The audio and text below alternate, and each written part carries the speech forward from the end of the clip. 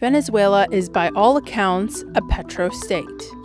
And for that reason, the story of its economic rise and fall is one that has been told before, with highs and lows all pegged to the fluctuations of the oil market. For Venezuela, a country that discovered oil in the 1920s, the boom that came from their liquid gold that carried them into financial bliss for decades would also be a large part of the economic bust we are seeing today. During the 18th century, Venezuela was an agricultural producer and at a time was the world's third largest exporter of coffee. But that changed once oil was introduced into the economic structure. It is hard to understate the effect of oil on the country. 98% of Venezuela's export earnings come from oil sales, as does around half of its GDP. Within 10 years of the discovery of oil, the country's economy grew to 6 times its size. And in 1960, Venezuela, along with Iraq, Iran, Kuwait, and Saudi Arabia, joined together to create OPEC, or the Organization of the Petroleum Exporting Countries, with the aim of oil states having greater control over their supply. But what Venezuela did with its newfound oil wealth is also worth noting.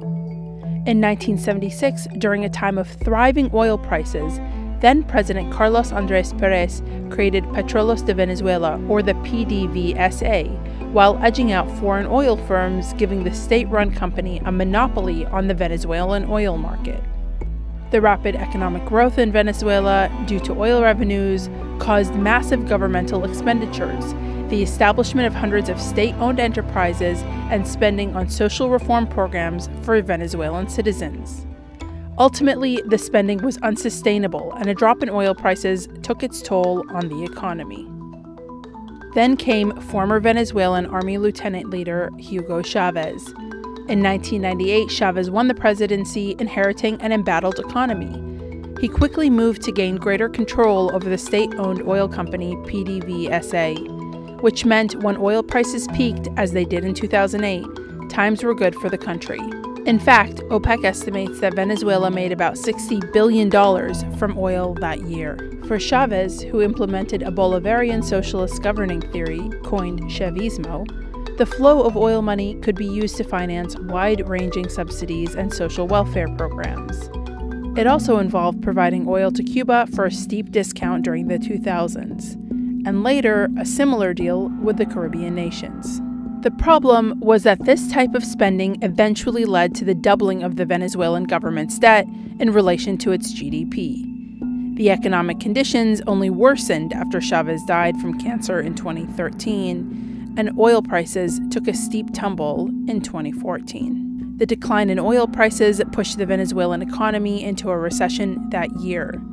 Because the economy was almost entirely dependent on oil, the recession only worsened. The GDP shrank, and inflation was on the rise. But the country continued on with its oil subsidies to other countries.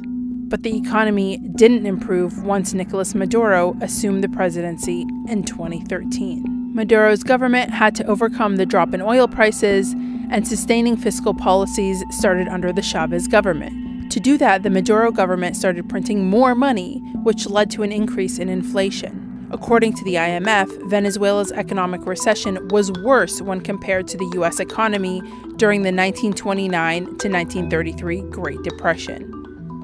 Venezuela's inflation rate is the highest in the world and is projected to reach 10 million% this year. In the meantime, millions of people have left their country, everyday products have become unattainable, and health services are scarce, leading to rising rates of malnutrition and infant mortality rates.